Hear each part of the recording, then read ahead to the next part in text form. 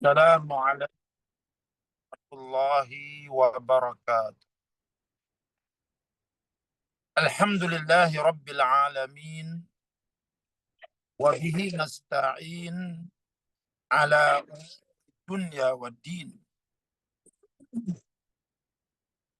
Ashhadu an la ilaha illallah wa ashhadu anna Muhammadan abduhu wa rasuluh. Allahumma salli ala Sayyidina Muhammad wa ala alihi wa ashabihi ajma'in. Amma ba'd. Alhamdulillah, sama-sama kita panjatkan rasa penuh kesyukuran kita kepada Allah Subhanahu wa taala. Allah, dialah Tuhan kita. Dialah Tuhan semesta alam. Dialah Tuhan yang memiliki segala sifat-sifat kesempurnaan. Hanya padanya lah saja tempat kita memberikan segala ketaatan dan kepatuhan. Hanya padanya lah saja tempat kita menumpahkan segala kasih sayang, cinta dan kepercayaan. Selawat dan salam ke atas junjungan besar Nabi kita Muhammad sallallahu alaihi wasallam. Nabi yang ummi, Nabi yang telah menerangkan jalan-jalan yang terang benderang menuju ke alam bahagia dunia akhirat. Yang tidak disembunyikannya walaupun satu titik atau ayat. Itulah Nabi yang telah berjasa kepada umat ini. Muslimin dan muslimat yang saya kasih sekalian, hari ini 21 hari bulan 10 2025. Kita ucap syukur pada Allah kerana masih lagi diberikan kesempatan untuk hidup. Dalam kesempatan ini, marilah kita menggunakannya dengan cara yang paling berfaedah, yaitu melakukan sesuatu yang Allah Ta'ala redai dan tinggalkan sesuatu yang Allah benci. Hari ini kita sampai kepada ayat yang ketiga dari surah Az-Zumar. Allah Subhanahu wa taala berfirman, A'udzu billahi minasyaitonir rajim. Bismillahirrahmanirrahim. Walladzi jaa'a bis-sidqi wa saddaqa bih, ulaika humul muttaqun. Lahum ma yasha'una 'inda rabbihim, dzalika jazaa'ul muhsinin. Shadaqallahul azim. Maksudnya, dan nyatalah bahawa yang membawa kebenaran tauhid dan hukum agama serta ia dan pengikut-pengikutnya mengakui kebenarannya, yakni dengan mematuhi hukum Allah, mereka itulah orang-orang yang bertakwa. Disediakan untuk mereka apa yang mereka kendaki di sisi Tuhan mereka. Demikianlah balasan orang-orang yang berusaha memperbaiki amal perbuatannya. Muslimin dan muslimat yang saya kasih sekalian, ayat yang ke-34 dari surah Az-Zumar ini memberikan suatu pentakrifan yang jelas. Siapakah orang yang bertakwa? Ulaika humul muttaqun. Dalam ayat ini dikatakan, mereka itulah orang-orang yang bertakwa. Siapakah orang yang bertakwa itu? Allah sebut di awal ayat ini, walladzi jaa'a bis-sidqi wa saddaqa bih. Orang-orang yang bertakwa itu ialah orang-orang yang apabila datang kepadanya kebenaran. Apakah yang dimaksudkan dengan kebenaran?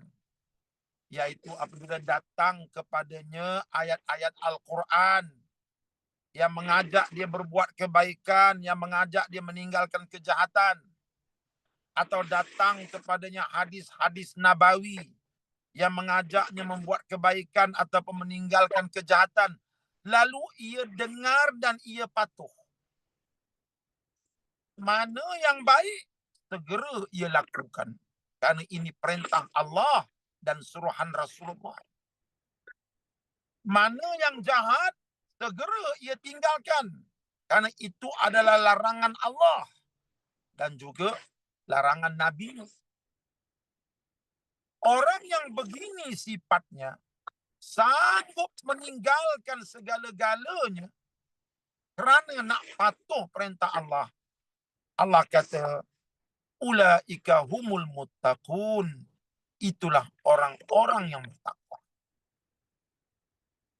Jadi kita dapat faham daripada ayat yang ke-33 dari surah Az-Zumar ini, bahawa orang yang bertakwa itu ialah orang yang patuh kepada perintah Allah Subhanahu wa taala. Bukan saja patuh, tetapi ia segera melaksanakan titah perintah Allah tanpa bertangguh-tangguh. Ia segera meninggalkan larangan Allah tanpa bertangguh. Tuan-tuan yang dihormati sekalian, bagi memahami ayat ini, marilah sama-sama kita merujuk ayat yang lain pun. Yaitu ayat dalam surah An-Nisa, ayat yang ke-65. Bagaimana Allah Ta'ala mengajar kita apakah yang dimaksudkan dengan menerima perintah Allah. Tadi kita dah faham bahawa orang yang bertakwa itu menerima perintah Allah, meninggal larangan Allah. Apa maksud menerima dan meninggal itu? Bagaimana cara menerimanya? Bagaimana cara meninggalkannya? Ini dijelaskan oleh Allah Ta'ala dalam surah An-Nisa ayat 65. Cuba rujuk di sana. Allah berfirman, Bismillahirrahmanirrahim, Fala wa rabbika la yu'minuna hatta yuhaqqimuka fima shajara bainahum thumma la yajidu fi anfusihim haraja mimma qadaita wa yusallimu taslima. Maka demi Tuhanmu, ya Muhammad sallallahu alaihi wasallam, mereka tidak disifatkan beriman sehingga mereka menjadikan engkau hakim dalam mana-mana perselisihan yang timbul di antara mereka. Kemudian mereka pula tidak merasa di hati mereka sesuatu keberatan dari apa yang engkau hukumkan, dan mereka menerima keputusan itu dengan sepenuhnya. Apa yang kita dapat daripada ayat ini?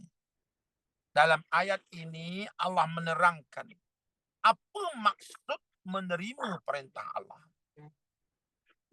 Tuan-tuan, seorang itu dikatakan bertakwa bila dia menerima perintah Allah, meninggal larangan Allah. Tetapi penerimaannya itu ada caranya. Bagaimana? Yang pertama, Allah sebut, La yu'minu hatta yuhaqqimuka. Mereka dianggap tidak beriman sehingga dalam apa juga perkara yang mereka perselisihkan antara sesama mereka, mereka ambil engkau ya Rasulullah sebagai hakim. Contohnya, kita bertelingkah. Contohnya, ya, dalam perkara menutup aurat bagi perempuan ni wajib ke tidak? Contoh, ya. Lalu berbalahlah dua orang perempuan. Yang ni kata tak wajib, yang ni kata wajib. Wajib apa pula tutup aurat? Itu budaya orang Arab. Di negara Arab, padang pasir, debu banyak. Sebab itu mereka tutup rambut mereka dengan tudung. Sebab itu mereka berhijab, berjilbab. Dia gunakan akal dia. Seorang lagi kata pula, saya dengar ustaz kata tutup aurat tu wajib. Maka bertelingkahlah mereka. Jadi dua orang yang bertelingkah ini yang ada kefahaman mereka sendiri, Kalau mereka benar-benar beriman, mereka akan kembali merujuk Quran dan merujuk hadis. Jom kita tanya Allah. Jom kita tanya Rasulullah. Apakah hakikat hukum menutup aurat ini? Apakah hakikat hukum memakai tudung berjilbab ini? Mereka akan kembali kepada Allah. Jadi maknanya, yang dikatakan menerima hukum Allah yang pertama, syaratnya apa dia? Bila kita ada sesuatu yang kita tidak paham, bertelingkah, ya, masing-masing ada pandangan masing-masing, segera kita menundukkan diri kita. Lalu kita ambil Allah dan Rasul sebagai hakim. Kita memegang pandangan Allah. Kita nak tanya Allah, kita nak rujuk Allah. Karena kita rasakan bahawa hanya pandangan Allah dan Rasulnya saja pandangan yang paling betul, yang paling tepat. Walaupun kita punya pandangan sendiri. Bagi kita, Allah itu Tuhan yang maha bijaksana. Tuhan yang tidak ada sesuatu pun yang dijahilkannya. Segala yang diketahuinya, segala perkara diketahuinya. Lalu kita meninggalkan pandangan kita, kita nak tanya pandangan Allah. Lalu bila dirujuk kepada Al-Quran, kita lihat, menutup aurat ni rupanya wajib. La yubdina zinatahunna illa ma zahara minha. Jangan kamu menzahirkan perhiasan kamu kecuali perhiasan yang telah sedia zahir, iaitu muka dan tapak tangan. Muka tak tutup tak apa. Ya, kalau tidak mendatangkan fitnah. Tapak tangan tak apa. Yang lain semuanya aurat. Begitu Quran kata. Begitu Allah kata. Maka dua orang yang bertelingkah ini faham bahawa Allah menghendaki kita menutup aurat. Lalu bila mereka dah tahu hukum menutup aurat itu wajib, mereka menerimanya. Tapi menerima dengan apa? Summa la yajidu fi anfusihim haraja. Mereka menerima hukum menutup aurat itu tanpa ada haraj, tanpa ada rasa keberatan. Ya, mereka terus pakai tudung. Bila mereka pakai tudung itu, tidak ada langsung dalam hati mereka rasa berat. Alah, nak buat macam mana? Ikutkan hati, tak nak pakai tudung, tapi dah hukum. Itu maknanya menerima hukum Allah dengan haraj. Menerima hukum Allah dengan keberatan. Tidak. Orang beriman menerima hukum Allah dengan penuh keredaan dan keselesaan. Dia yakin hukum yang datang daripada Allah itu yang terbaik buat dirinya. Bukan dia menerima hukum Allah secara terpaksa. Kadang-kadang ada anak-anak kita ni, ya, kita suruh dia pakai tudung. Oleh kerana takut kepada kita, dia pun pakai. Itu menerima hukum Allah dengan haraj. Menerima hukum Allah dengan terpaksa. Orang beriman menerima hukum Allah tanpa ada haraj, tanpa ada rasa terpaksa.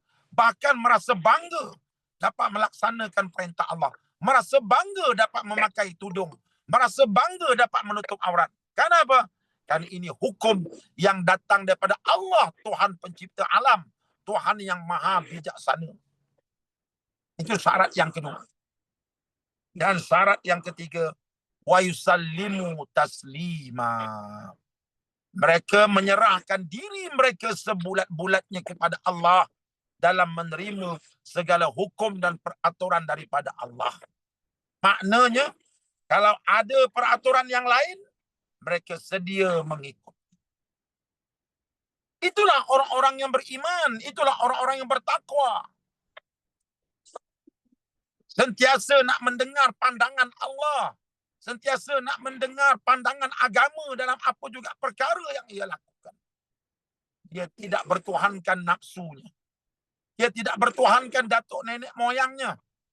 Dia tidak bertuhankan ilmunya. Dia tidak bertuhankan pengalamannya. Tetapi dia bertuhankan Allah. Karena itu pandangan yang paling diambilnya adalah pandangan Allah dan Rasul. Tuan yang dihormati sekalian. Kalau kita lihat para sahabat, mereka itu adalah orang-orang yang bertakwa. Mereka itu adalah orang-orang yang bertakwa. Mereka menerima peraturan Allah dengan penuh rasa bangga. Mereka menerima peraturan Allah dengan penuh rasa bahagia tanpa ada rasa terpaksa. Mari kita tengok contohnya. Dulu orang-orang Arab ini, mereka itu orang yang suka minum arak. Memang orang-orang Arab yang duduk di Mekah, sebelum arak itu diharamkan, minum arak itu memang air sejuk lah pada mereka. Mereka biasa minum arak. Minuman tradisional mereka minum arak. Kalau ada tetamu datang, mereka hidangkan arak. Memang minuman harian mereka. Para sahabat juga, Sayyidina Ali, ya, dan juga sahabat-sahabat yang lain, mereka biasa minum arak sebab pada waktu itu belum ada lagi pengharaman arak. Tapi mari kita lihat, apabila Allah Ta'ala mengharamkan arak, ya, apabila Allah Ta'ala mengharamkan arak, apa yang mereka lakukan?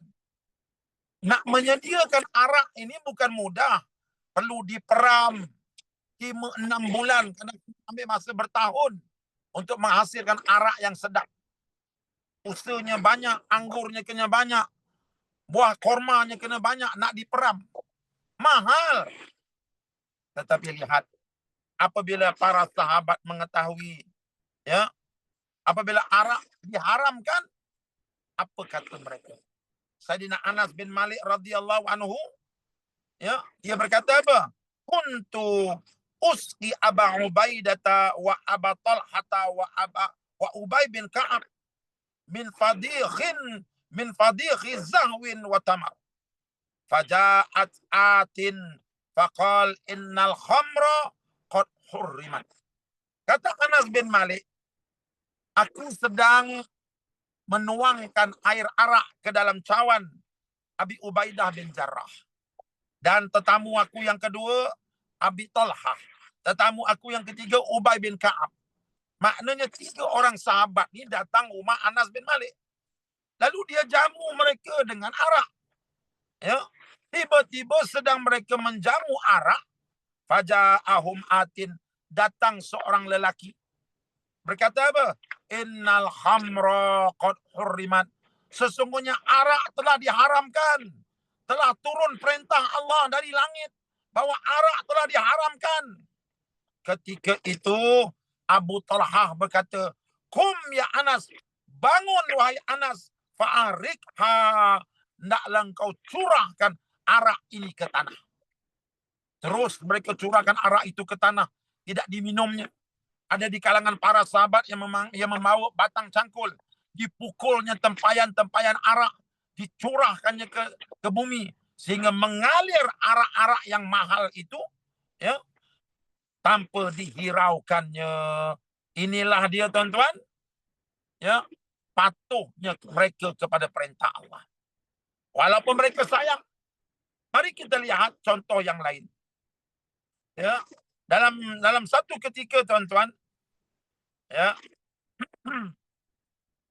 para sahabat mereka berpergian bersama dengan Nabi SAW dalam peperangan Khaybar. Jadi dalam peperangan Khaybar itu, ialah askar-askar ni, tuan-tuan, bila berperang dia lapar. Maka mereka berjaya menangkap keldai. Lalu disembelihnya keldai itu. Digorengnya, dimasak. Sebab pada masa itu, keldai belum lagi diharamkan. Tiba-tiba dalam keadaan askar-askar Rasulullah ini sedang lapar. Mereka sedang memasak daging keldai dalam periuk-periuk mereka.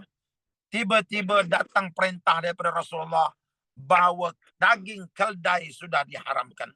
Mari kita lihat laporan yang diberikan oleh seorang sahabat Nabi bernama Abu Sa'id Al-Khudri radhiyallahu anhu, ya, anna Nabiya sallallahu alaihi wasallam marra bil qudur wa hiya taghli. Satu hari Nabi SAW lalu di hadapan kami sedang memasak daging keldai di dalam periuk dan sedang menggelegak daging tersebut. Artinya tak lama lagi nak masak dah. Lalu Nabi bertanya, "Mahadil humur?" Ini daging keldai ke ni? "Mahadil humur ahliyatan am wahsyatan?" Nabi tanya, daging keldai yang kamu masak dalam periuk ni, Ini daging keldai kampung ke ataupun daging keldai liar? Faqulna ahliyah. Mereka kata, ya Rasulullah, ini bukan keldai liar yang ada di hutan.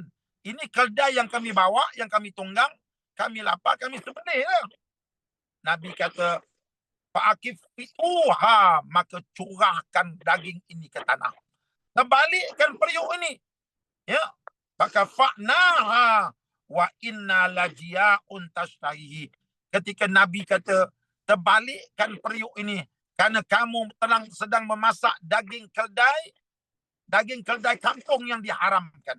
Sebelum itu daging keldai liar ke, daging keldai kampung ke, halal dimakan. Tetapi ketika peperangan Khaybar berlakunya penurunan bahawa daging keldai kampung itu diharamkan.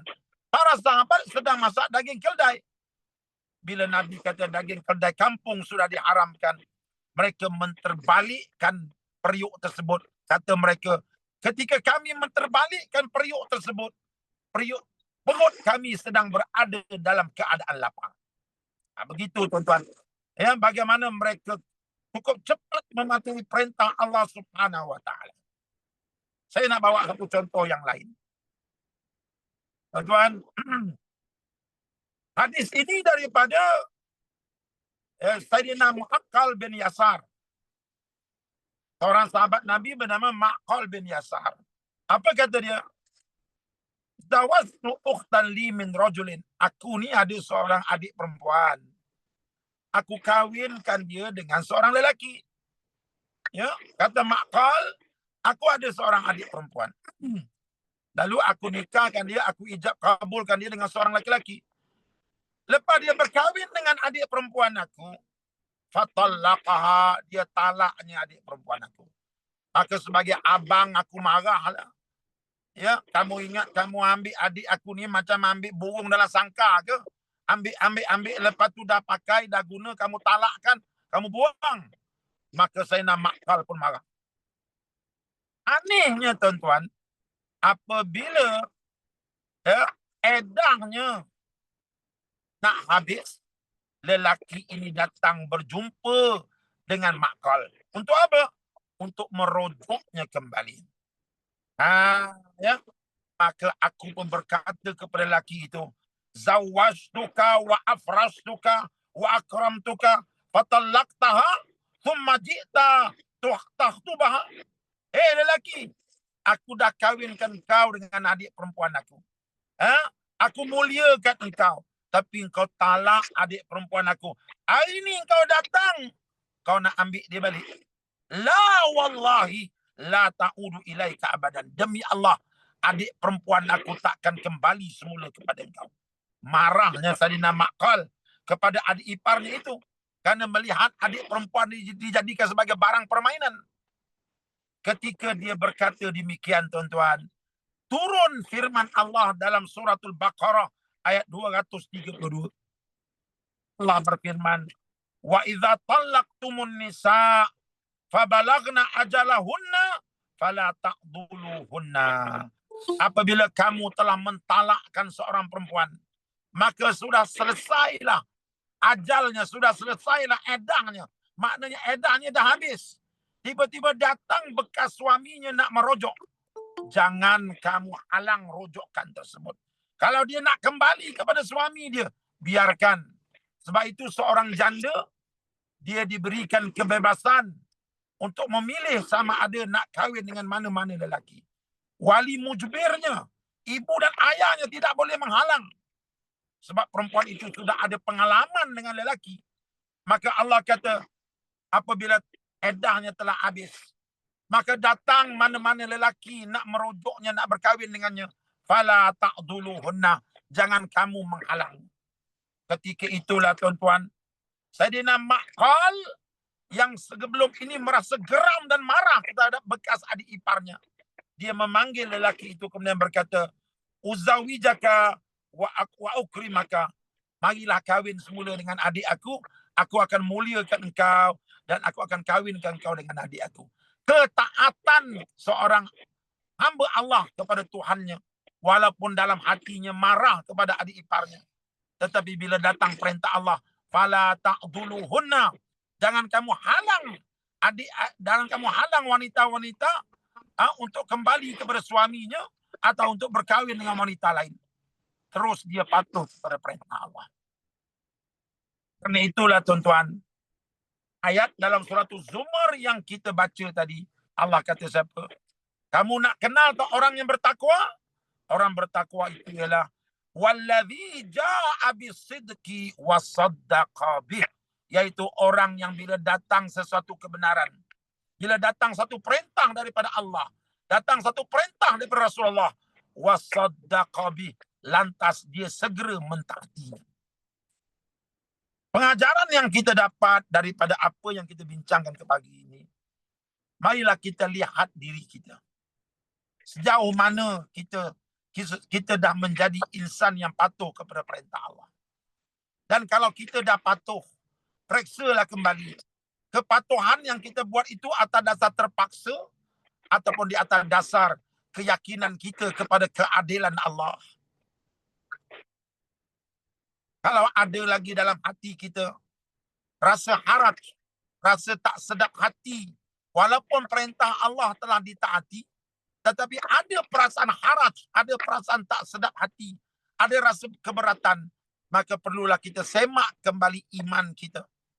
Dan insan yang beriman akan patuh kepada perintah Allah dengan penuh rasa redha, dengan penuh rasa keyakinan. Inilah hukum Allah, inilah peraturan Allah yang terbaik buat diri. InsyaAllah kita akan sambung lagi bicara kita esok pada ayat yang ke-34 dari surah Az-Zumar. Jangan lupa 7:30 pagi esok hari Khamis, hari Rabu, untuk sama-sama kita meneruskan bicara tadabbur kita. Mudah-mudahan hidup kita sentiasa dengan Al-Quranul Karim. Itu saja daripada saya pada hari ini. Apa yang baik daripada Allah, apa yang kurang daripada kelemahan diri saya, hakikatnya daripada Allah juga. Aqulu qawli hadha wa astaghfirullahal azim li wa lakum. Assalamualaikum warahmatullahi wabarakatuh.